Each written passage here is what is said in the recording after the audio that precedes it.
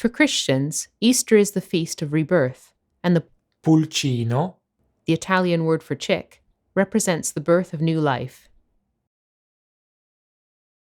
pulcino.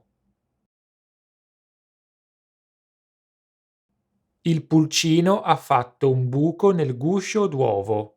The chick made a hole in the eggshell. In its literal sense, Pulcino refers to the offspring of a chicken, but figuratively, it can also be a cute nickname for a child. La mamma tiene il suo pulcino in braccio. The mother holds her child in her arms. It is also the term for a child between 8 and 11 years of age who is part of a junior soccer team. Expressions featuring Pulcino. Essere bagnato come un pulcino. Literal translation, to be as wet as a chick.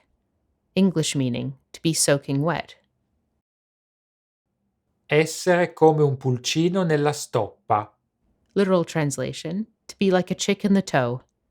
English meaning, to be clumsy or uncomfortable. Grazie per averci seguito. Thank you for watching, and don't forget to subscribe to our YouTube channel.